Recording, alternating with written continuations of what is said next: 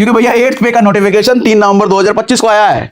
इसका मतलब report expected है 18 महीने बाद, यानी कि 2027 के मिड तक जाएगा। ये रिपोर्ट ही आएगा 2027 के मिड तक, सैलरी नहीं बढ़ेगी, रिपोर्ट आएगा। इंप्लीमेंटेशन एक्सपेक्टेड है 2027 के बाद। अब सवाल यह है कि 2025 में आपने 7th पे खत्म कर दिया। इस बार एरियर पर कंप्लीट साइलेंस है, कुछ बात नहीं हो रही। डिमांड है लेकिन सरकार बोल नहीं रही है, तो करोड़ों का यहां पे नुकसान हो सकता है भाई साहब अगर एरियर नहीं मिला तो। अब एम्प्लॉय यूनियन की कंप्लेंट क्या है? टीओआर में इंप्लीमेंटेशन डेट का कोई जिक्र नहीं है, जैसा मैंने अभी बोला। इंटरिम रिलीफ का कोई प्रोविजन ही नहीं है। 7th पे कमीशन के टीओआर से ज्यादा रेस्ट्रिक्टिव है इस बार। रेस्ट्रिक्टिव मतलब और ज्यादा सरकार के फ्रेंडली है, एम्प्लॉय फ्रेंडली नहीं है। इस बार का 8th पे कमीशन कुछ ज्यादा ही कंफ्यूजिंग बनता जा रहा है भाई साहब। क्यों? क्योंकि पिछले पे कमीशन में जो नॉर्मल चीजें एज एक्सपेक्टेड एम्प्लॉयज के लिए होती थी, सरकारी कर्मचारियों के लिए होती थी, इस बार वो चीजों पर भी कंफ्यूजन क्लियर हो रहा है। वो चीजें भी, कुछ चीजें सरकार के द्वारा मना की जा रही हैं और कुछ चीजों में सरकार चुप्पी साधे हुए होगा भी कि नहीं होगा। तो एम्प्लॉय, सरकारी कर्मचारी के मन में बड़ा कंफ्यूजन है। वो क्या कंफ्यूजन है? 9 पॉइंटर शेयर करूंगा, 9 जहां पर क्लैरिटी नहीं है एम्प्लॉय को। हो सकता है एम्प्लॉय का भैया बड़ा नुकसान भी हो और बहुत सारी दिक्कतें होंगी। देखो होता क्या है ना, मैं बचपन में जहां हम लोग रहते थे ना, तो मोहल्ले में एक बनिए की दुकान होती थी। वो बनिए की दुकान चोर नाम से फेमस था वो। बाद में हालांकि दुकान बंद करा दी लोगों ने उसकी। वो करता क्या था, जो भी सामान आपको देता था ना, उस सामान में वो थोड़ी बहुत मार लेता था। जैसे मान लो उसको 1 किलो चीनी देना है, तो 1 किलो चीनी तराजू के इस साइड है और इस साइड बटखारा है। बटखारा समझते हैं ना, जो वजन होता है।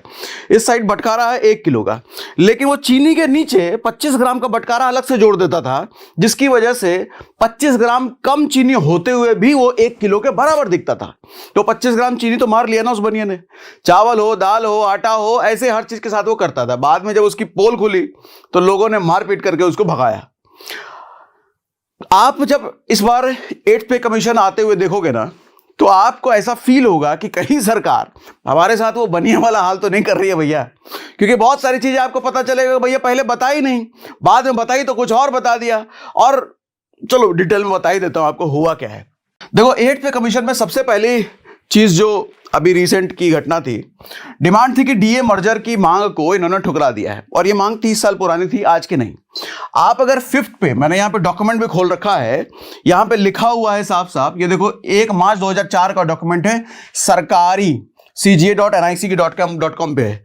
यहां पे साफ साफ लिखा है कि 5th CPC इन पैरा कहां गया, कन्वर्टेड इनटू डियरनेस पे each time CPA increases by 50%। कहने का मतलब ये है कि डीए जब जब 50% पूरा हो जाए भैया, आप उसको बेसिक पे के साथ मर्ज कर दो। ये 2004 का सीपीसी कमीशन ने लॉ बनाया था, बाद में इसको हटा दिया गया। इससे एम्प्लॉय का फायदा क्या होता था ये समझाता हूं इसको। अच्छा, इसको जरा मैं एक्सप्लेन कर देता हूं डीए बढ़ता कैसे है। हर 6-6 महीने पर डीए सरकार मान लो 3% देती है। ये ऊपर नीचे होता है, कभी ढाई होता है। पुरानी वाली सरकार ने तो बहुत ज्यादा डीए बढ़ाए थे।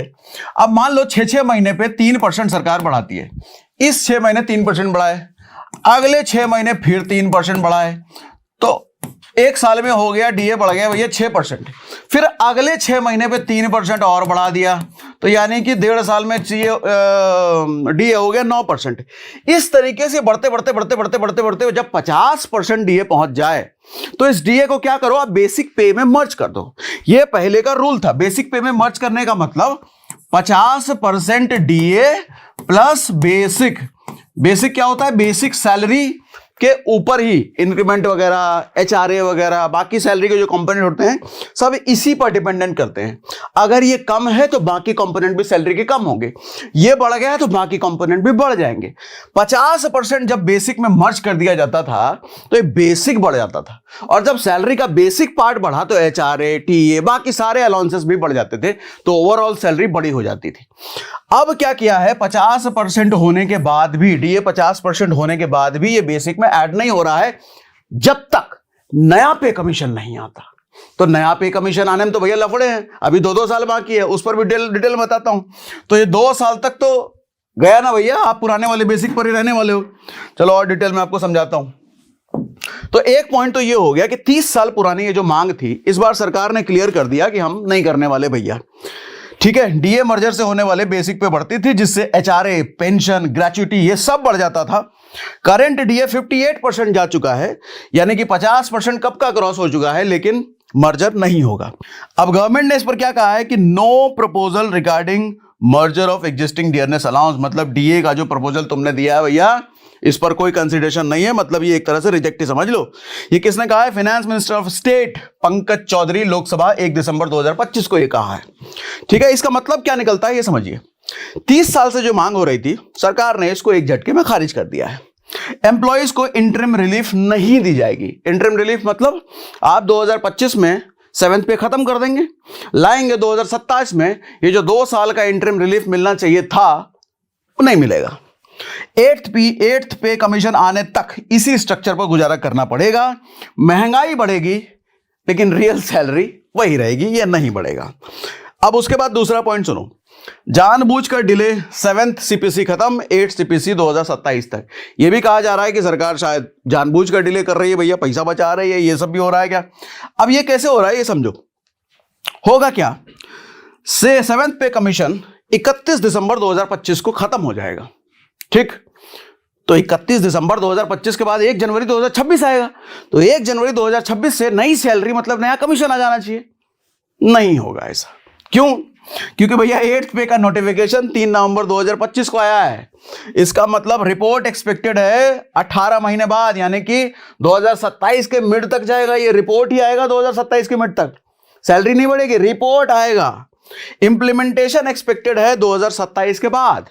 अब सवाल यह है कि 2025 में आपने 7th पे खत्म कर दिया, 2027 के बाद आप लाएंगे नया वाला पे कमीशन, तो ये जो 1.5-2 साल का गैप हो गया, इसमें तो सैलरी तो बढ़ी नहीं लोगों की, तो ये 1.5-2 साल का गैप का हर्जाना कुछ तो देंगे, एरियर वगैरह देंगे। एरियर पर भी बात आता हूं, एरियर पर भी बड़ा क्वेश्चन मार्क है भैया। कुछ लोग गदगद हैं, पिछले पे कमीशन में तो एरियर मिला था, इस बार भी तो मिलेगा ही। वहां भी इस बार कंफ्यूजन है भैया, सवाल वहां भी उठ रहे हैं, अभी बताता हूं आगे आपको। गैप पीरियड भैया 1.5 से 2 साल का बन गया। इस 1.5 से 2 साल के गैप का सरकार की तरफ से कोई अपडेट नहीं है। प्रॉब्लम क्या होगी इसमें से? 7th पे कमीशन देखो 31 दिसंबर को खत्म हो रहा है, 8th पे की रिपोर्ट आएगी 2027 तक, 1.5 से 2 साल का कोई जवाब नहीं है फिलहाल। गवर्नमेंट को पता था कि 7th पे 2025 में खत्म हो जाएगा, फिर भी नवंबर 2025 तक वेट किया। अगर जनवरी 2024 में ही कमीशन बना देते तो जनवरी 2026 से इंप्लीमेंटेशन हो जाता, 25 में उधर खत्म होता, 26 में नया पे कमीशन आ जाता। आपको तो पहले से पता था, तो 24 में कमीशन क्यों नहीं बनाया भाई साहब? दिल्ली इलेक्शन का तो कहीं चक्कर नहीं था, तो 24 में नहीं। मतलब ये सब देख करके लोगों के मन में ये भी डाउट आता है कि कहीं जानबूझ करके सरकार ने डिले तो नहीं किया। अब सुनो अगला पॉइंट, इंप्लीमेंटेशन डेट पर चुप्पी है, इस पर क्लैरिटी नहीं है। एम्प्लॉइज हो सकता है अंधेरे में रह सकते हैं। क्या है भैया? The date of implementation shall be decided by government. ये स्टेटमेंट है गवर्नमेंट की।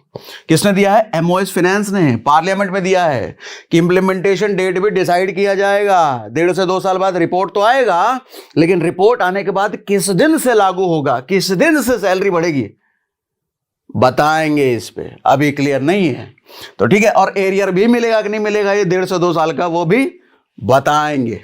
तो ये बताएंगे वाला मोड चल रहा है। इसमें गलत क्या है? पिछले पे कमीशन में हमेशा क्लियर डेट दी गई थी, इस बार सरकार खुद को ये छूट दे रही है कि बताएंगे, देख लेंगे वाला।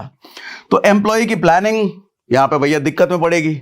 उनके लोन्स चलते हैं, इन्वेस्टमेंट होते हैं, लाइफ के कई सारे डिसीजंस होते हैं, बाल बच्चे की शादी ब्याह, एजुकेशन, बहुत सारी चीजें होती हैं। प्लानिंग नहीं कर सकते हो क्योंकि पता नहीं है भैया 1.5-2 साल का क्या मिलेगा। ये अनसर्टेनिटी उनको कंफ्यूज कर रही है। चौथा सुनो, ये बहुत बड़ा पॉइंट है। हर पे कमीशन में ये होता था, अगर करंट पे कमीशन और अगला पे कमीशन आने में डिले होता था तो जो बीच का डिले है उसका एरियर मिल जाता था एम्प्लॉयज को बाद में। इस बार एरियर पर कंप्लीट साइलेंस है, कुछ बात नहीं हो रही। डिमांड है लेकिन सरकार बोल नहीं रही है, तो करोड़ों का यहां पे नुकसान हो सकता है भाई साहब अगर एरियर नहीं मिला तो। अब एरियर क्यों इंपॉर्टेंट है? अच्छा, इस पर सवाल क्यों उठ रहे हैं आगे बताऊंगा, वो भी क्लैरिटी देता हूं। एरियर क्यों इंपॉर्टेंट है? अगर 8th पे कमीशन 2026 से इफेक्टिव माना जाए, इंप्लीमेंटेशन 2027 में हो, तो ये जो 1.5 से 2 साल का एरियर मिलना चाहिए, मतलब इसका जो पैसा हुआ 1.5 से 2 साल का बढ़ा हुआ पैसा, वो जो मिलना चाहिए, लेकिन गवर्नमेंट कह रही है इस पर कोई कमिटमेंट अभी, मतलब इस पर बात ही नहीं हो रही भैया। अगर एरियर नहीं मिला तो एम्प्लॉय को करोड़ों का नुकसान होगा ही होगा। पास्ट की प्रैक्टिस क्या थी, 7th पे कमीशन में एरियर मिला था 18 महीने का, 6 पे कमीशन में भी मिला था। इस बार गवर्नमेंट चुप क्यों है? क्या एरियर देने का इरादा नहीं है? टीओआर में भी एरियर का जिक्र नहीं है। टीओआर जब टर्म्स ऑफ रेफरेंस, अभी आता हूं, चलो उसकी बात कर ही देता हूं। जब टीओआर बनता है तो उसमें सारी क्लैरिटी दी जाती है पे कमीशन को, हम क्या करेंगे क्या नहीं करेंगे, कैसी प्लानिंग होगी, सब कुछ। इस बार जिक्र नहीं है भाई साहब, और जिक्र नहीं है तो क्या हो सकता है? कुछ भी हो सकता है। टर्म्स ऑफ रेफरेंस एम्प्लॉय के खिलाफ डिजाइंड है, कुछ लोग ऐसा भी कह रहे हैं। अब ये टर्म्स ऑफ रेफरेंस क्या होता है?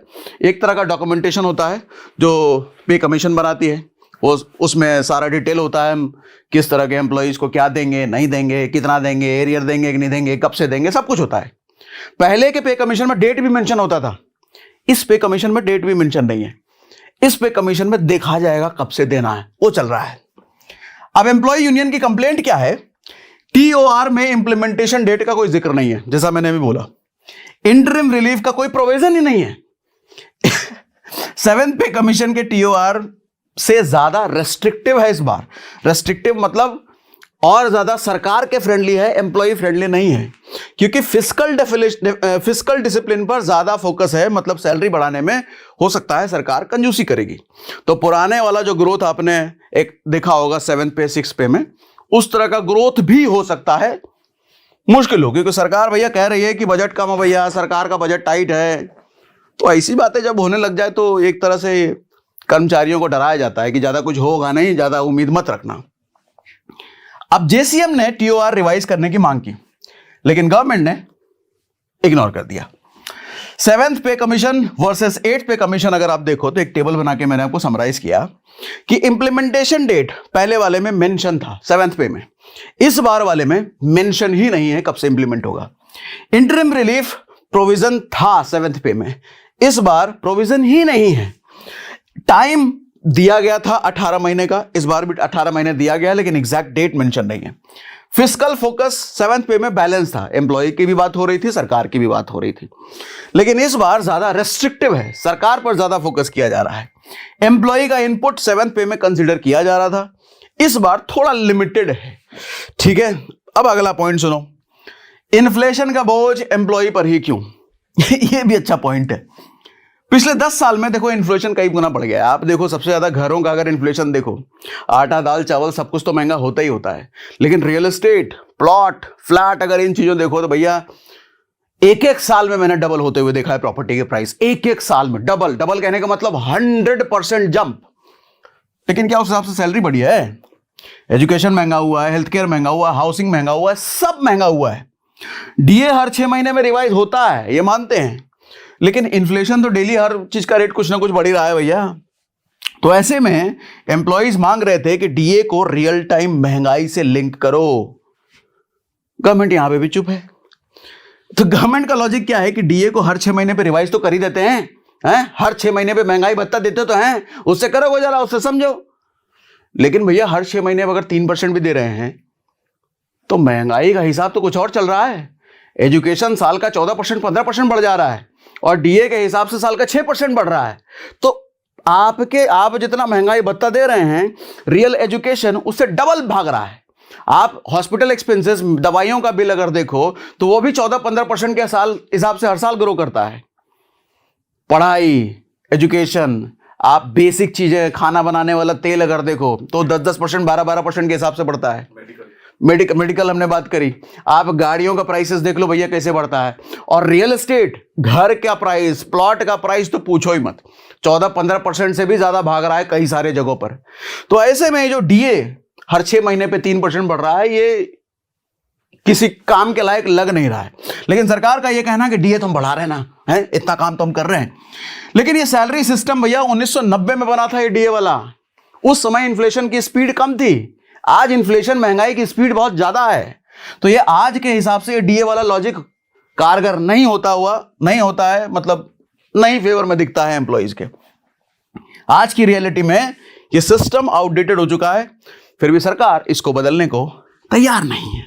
अब अगला पॉइंट सुनो, पेंशनर्स के साथ बड़ा धोखा हो सकता था भैया, बच गए पेंशनर्स, बाल बाल बच गए। ये पेंशनर्स कौन होते हैं? जो 60 साल के ऊपर होते हैं, जो बूढ़े बुजुर्ग हो सकते हैं, जिनकी दवाइयों का खर्चा फिक्स है भैया। हो सकता है बाल बच्चे उनको पैसे ना दे रहे हो, बाल बच्चा उनके ऊपर खर्चा ना कर रहे हो, जो अकेले रह रहे हो, जो तनहा रह रहे हो, पूरी तरीके से उनकी पूरी जिंदगी पेंशन पर ही डिपेंडेंट है। उन पेंशनर के साथ भी धोखा होने का पूरा प्लान था। प्लान था नहीं कहूंगा, धोखा हो सकता था। क्यों? क्योंकि जो टर्म्स एंड प्रेफरेंस पहले बनाया गया था उसमें पेंशन की सैलरी बढ़ेगी ऐसा मेंशन ही नहीं था। अच्छा, पेंशनर कितना इंपॉर्टेंट पार्ट है भैया? लगभग 60-70 लाख के आसपास, 69 लाख के आसपास पेंशनर्स हैं देश में। उनका जिक्र ही नहीं है, उनका बढ़ेगा कि नहीं बढ़ेगा। तो एक तरीके से चीटिंग टाइप फील हो रहा था। तो लोगों ने हल्ला किया, एम्प्लॉइज ने हल्ला किया, एक ऐसे पेंशनर को कैसे छोड़ दोगे भैया? तब जाके टीओआर रिवाइज किया सरकार ने 2 दिसंबर 2025 को। फाइनेंस मिनिस्ट्री ने कंफर्म किया, नहीं, पेंशन इंक्लूड है, कर लेंगे। अरे इंक्लूड था तो पहले क्यों नहीं लिखे थे?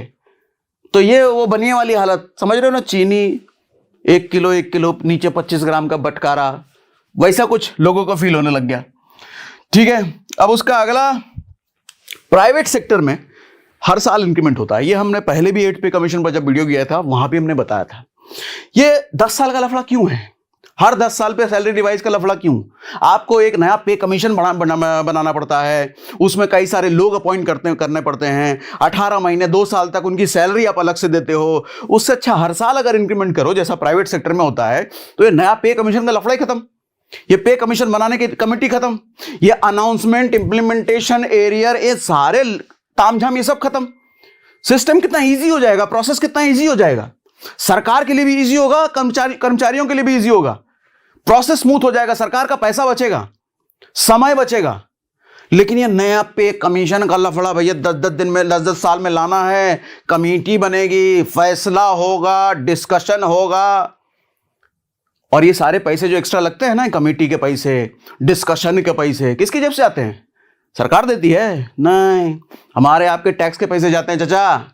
तो कुल मिलाकर के जो डिस्कशन कमेटी, उनका सबका खर्चा है ना, हम ही भर रहे हैं। एक तो सैलरी नहीं बढ़ रही है, ऊपर से हम डिस्कशन का खर्चा अलग से पे कर रहे हैं। तो ये सब भैया चल रहा है। अब अगला पॉइंट सुनो, एम्प्लॉइज क्या चाहते थे, यहां मैंने समराइज कर दिया, और मिला क्या बदले में उनको। एम्प्लॉइज की डिमांड थी भैया डीए मर्ज कर दो, 50% से ऊपर हुआ तो मर्ज कर दो बेसिक पे में, चाहते थे, बट हो गया क्या? खारिज, नहीं होगा। अर्ली इंप्लीमेंटेशन चाहते थे, जनवरी 2026 से कर दो भैया, लेकिन नहीं, 2027 के बाद होगा। एरियर की गारंटी थी पहले वाले कमीशंस में, और एम्प्लॉय चाहते भी थे ऐसा होना ही चाहिए, क्लियर कमिटमेंट होना चाहिए। इसका क्लियर कमिटमेंट नहीं है, क्लैरिटी नहीं है, होगा कि नहीं होगा पता नहीं। सरकार इस मूड में है कि देखेंगे। इंटरिम रिलीफ, तुरंत कुछ राहत होना चाहिए था, ऐसा कुछ नहीं है। क्लियर टाइमलाइन था, पहले फिक्स डेट होते थे, इस बार गवर्नमेंट डिसाइड करेगी। फिटमेंट फैक्टर 2.86 चाहते थे एम्प्लॉइज, उम्मीद थी कि हो जाए, लेकिन अभी कुछ इस पर क्लैरिटी नहीं है। भैया ऐसे में क्या समझ में आता है आपको बताओ, इन डिसीजन का इंपैक्ट क्या होने वाला है? डीए मर्जर ना होने से एम्प्लॉइज की बेसिक सैलरी 2 साल तक वही रहने वाली है। एचआरए, टीए, पेंशन कॉन्ट्रीब्यूशन सब कम रहेगा। रिटायरमेंट का बेनिफिट जैसे ग्रेचुइटी हो गया, लीव एनकैशमेंट हो गया, ये सब भी कम मिलेंगे। एवरेज एम्प्लॉय का लाखों का नुकसान होने ही वाला है, ये तय। अब इसकी वजह से सिर्फ पैसे का नुकसान नहीं होता है भैया। एम्प्लॉय, अब सरकार तो है नहीं, सरकार तो भैया उनके पास अलग अलग तरीके से बजट आते हैं। एम्प्लॉय के पास तो एक ही तरीका है, सिर्फ सैलरी पर पूरी तरीके से वो डिपेंडेंट है। अनसर्टेनिटी से स्ट्रेस बनता है, एंग्जाइटी बनती है भैया, डिप्रेशन में जाते हैं, दिमाग खराब होता है यार, क्योंकि बच्चों का प्लानिंग करनी है, एजुकेशन का, घर खरीदना है, प्लॉट खरीदना है, इंश्योरेंस का प्रीमियम भरना है, बहुत सारी प्लानिंग होती है, वो सब स्ट्रेस में जाता है। और इसकी वजह से गवर्नमेंट पर ट्रस्ट कम होता है। जब इतनी अनसर्टेनिटी गवर्नमेंट रखेगी तो ट्रस्ट तो कम होगा ही, मोटिवेशन लेवल गिरता है भैया। जिस गवर्नमेंट के लिए काम कर रहे हैं, इतनी मेहनत कर रहे हैं, वो हमारे मेहनत की वैल्यू नहीं कर रही है। निष्कर्ष से क्या निकलता है? 50 लाख सेंट्रल गवर्नमेंट एम्प्लॉय और 69 लाख पेंशनर देश की सेवा करते हैं। बॉर्डर पर जवान हैं, ऑफिस में क्लर्क हैं, हॉस्पिटल में स्टाफ है, सब के सब गवर्नमेंट एम्प्लॉय हैं। क्या इनके साथ ऐसा व्यवहार होना चाहिए? क्या लगता है आपको? कमेंट बॉक्स में बताइएगा, ये व्यवहार ठीक है या फिर हर कुछ क्लियर होना चाहिए? कमेंट बॉक्स में बताइएगा, मैं पढ़ूंगा जरूर, हर एक कमेंट पढ़ता हूं। रिप्लाई हो सकता है ना कर पाऊं, लेकिन पढ़ता जरूर हूं। उसके बाद हमने की क्वेश्चंस की एक समरी दे दी क्या क्या जो मेन बात है।